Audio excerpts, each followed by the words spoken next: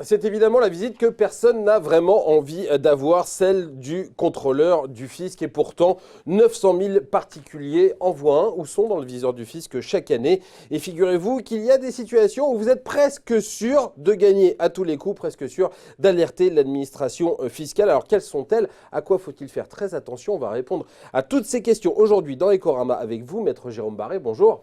Bonjour, vous êtes... Exactement, on va parler. Vous êtes donc avocat fiscaliste au cabinet Franklin. C'est cela. Donc, je le disais, 900 000 contrôles fiscaux. Est-ce que l'on est d'abord toujours au courant que l'on est contrôlé? Parce qu'il faut dire que la majorité des contrôles fiscaux, ils ne s'effectuent pas chez le particulier, mais dans le cabinet du contrôleur fiscal. Vous avez tout à fait raison. En fait, on y passe tous. D'une façon ou d'une autre, on y passe tous. Le vérificateur, enfin l'inspecteur des impôts, qui reçoit votre déclaration, quand bien même on a un mécanisme de prélèvement de l'impôt qu'on a évoqué à de nombreuses reprises, qui est le prélèvement à la source, quand la déclaration arrive, il vérifie, il constate, il classe, il trie. Donc la première analyse, c'est déjà un contrôle. C'est un contrôle de cohérence. Est-ce que les salaires qui ont été donnés par l'entreprise, c'est bien ceux qui sont reportés? Si ce n'est pas le même montant, pourquoi? Il y a peut-être des raisons. Les revenus de capitaux mobiliers, les revenus fonciers, les éléments qui permettent à l'administration de vérifier, de contrôler, eh bien, ils sont passés au crible systématiquement. Donc ça, on n'est pas forcément au courant, mais on est tous dans le viseur. Après, il y a quand même des choses qui font clignoter les écrans du fisc. Il y a des situations où eh bien, le contrôleur a envie d'aller un peu plus loin.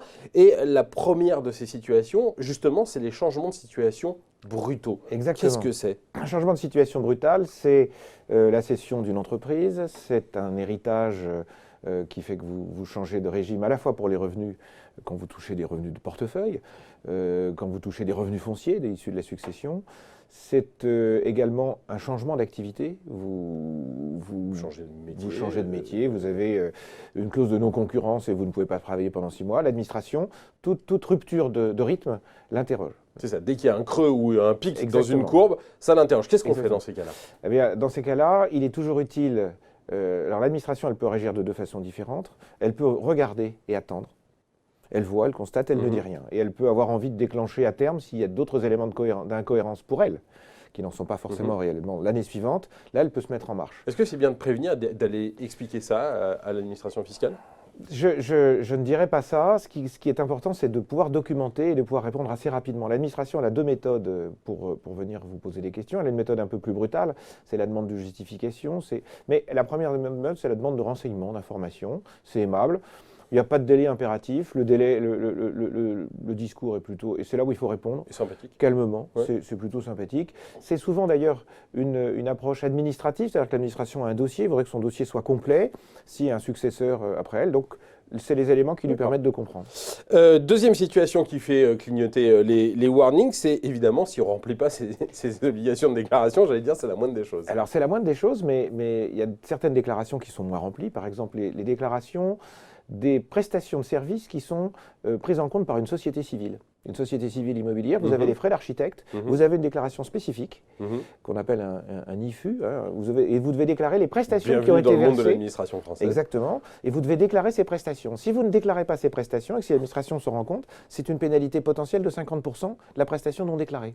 Ça fait quand même Ça peut coûter cher. Vous partez à l'étranger, vous dites que tout va bien parce que votre entreprise vous a appelé et vous avez oublié que vous aviez un portefeuille de valeurs mobilières, c'est un portefeuille relativement volumineux, vous avez plus de 800 000 euros, et vous avez oublié, même si vous partez dans l'Europe, qu'il y a des déclarations d'exit tax à faire. L'exit tax, c'est la déclaration du gain latent que vous auriez sur ce portefeuille. Alors, l'administration, quand elle s'en aperçoit, elle est de mauvaise humeur, elle peut vous demander, elle peut exiger l'imposition immédiate des droits, alors que vous pourriez être en sursis et ne pas avoir à les payer si vous conservez les titres pendant une certaine période. Là aussi, ça veut dire qu'il faut prendre des précautions, prendre des initiatives, bien regarder avant. Voilà, c'est être le minimum conseillé par l'entreprise qui vous inviterait à vous délocaliser, ou si vous voulez, à être parfaitement dans les clous. Alors, si on continue la liste un peu de ce qui fait clignoter les écrans de l'administration, il y a le décalage entre le train de vie et les déclarations de revenus. J'allais dire, ça c'est le truc le plus classique, j'ai l'impression. Alors c'est le plus classique, c'est pas forcément le plus utilisé. Vous vous souvenez tous de ce film avec Josiane Balasco et et Pierre Brasseur qui s'appelait Signe extérieur de richesse. Claude Brasseur, ouais. Claude Brasseur, exactement, je vieillis. Et donc, on va regarder les éléments de cohérence, c'est l'article 168 du Code général des impôts. On regarde les éléments de cohérence en votre train de vie. Alors, autrefois, c'était ces éléments de train de vie qui existent toujours. C'est toujours fixé dans le Code général des impôts, c'est l'action de chasse, le golf, le yacht, le ceci, cela.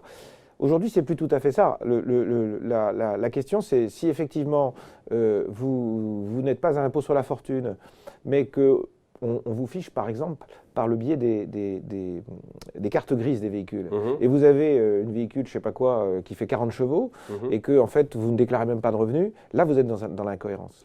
Même maintenant, on va utiliser les réseaux sociaux.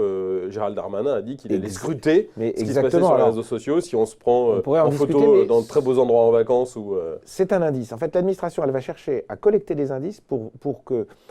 je dis toujours que l'administration fiscale, c'est un peu comme l'inspecteur Colombo, ils ont un sentiment sur quelque chose. Donc, l'idée que vous devez donner de votre déclaration, c'est l'idée qui est que le sentiment, vous le dissipez le plus possible.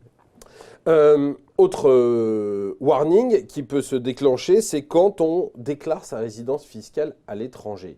Là, on a eu des exemples très célèbres, Johnny Hallyday, pour ne pas le citer. Comment ça se passe si jamais on doit aller déclarer sa résidence fiscale à l'étranger? Alors, il y a assez peu de formalités, puisqu'autrefois on devait déclarer dans un certain délai avant son départ, le départ à l'étranger. Et surtout, on vous demandait un quitus. Le quitus, c'était le document que vous fournissiez aux déménageurs qui vous permettait de franchir la frontière avec vos meubles.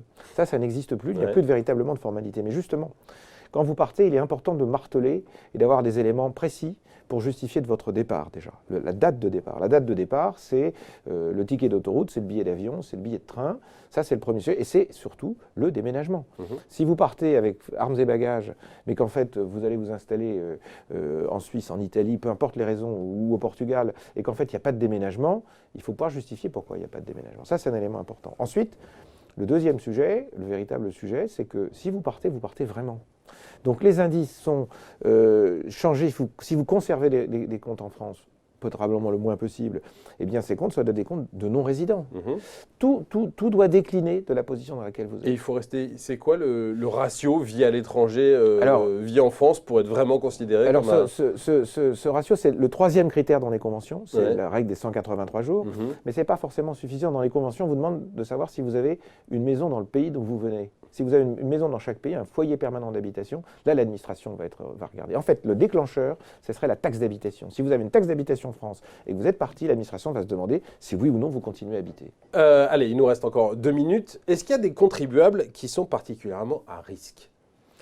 Alors, à risque, ce que l'on sait, c'est que l'administration déterminée, depuis M. Sarkozy, la pression fiscale est beaucoup plus forte. C'est-à-dire que M. Sarkozy, quand il a été ministre du budget à une époque, puis quand il a été président, a mis énormément de pression sur les fonctionnaires des impôts, notamment les grandes brigades chargées des contribuables les plus fortunés, qui sont dans le 17e, une énorme pression pour qu'il y ait beaucoup plus de dossiers qui soient travaillés. Donc déjà, d'une façon générale, tous les dossiers importants sont vérifiés de façon beaucoup plus fréquente. Qu'est-ce que c'est qu'un dossier important? Un dossier important, c'est une rémunération de l'ordre de 250 à 300 000 euros. Rémunération annuelle à l'impôt sur le revenu, d'une part. Et d'autre part, c'est un actif net d'IFI ou autrefois d'ISF, mais de l'ordre de 3 à 4 millions. Ça veut dire que mieux on gagne sa vie, plus on a de patrimoine, plus on a de chances d'être contrôlé. Oui. Pour autant, si vous êtes vérifié, ça ne veut pas dire que le contrôle va mal se terminer. Et en général, les personnes d'un certain calibre font très attention et sont conseillées. Ce qui est plus gênant, c'est la masse intermédiaire de celui qui tarde à rentrer dans l'IFI, qui tarde à rentrer autrefois dans l'ISF, et qui se dit, tiens, j'ai 3 revenus à l'étranger, je ne les déclare pas. Ceux-là se font contrôler salement. Quand ils rentrent dans l'IFI ou dans l'ancien ISF, ils minorent ses biens en disant, oui, finalement, mon appartement... Ça, c'est le sujet probablement d'avenir. À partir du moment où on a fait reposer la pyramide de l'impôt sur la fortune sur la pointe de l'immobilier, il faut s'attendre à ce que l'immobilier soit apprécié, vérifié, contrôlé. C'est certain. Sur quelle base? Mais sur la base de la valeur comparable, puisque la méthode de l'administration, c'est la méthode par comparaison.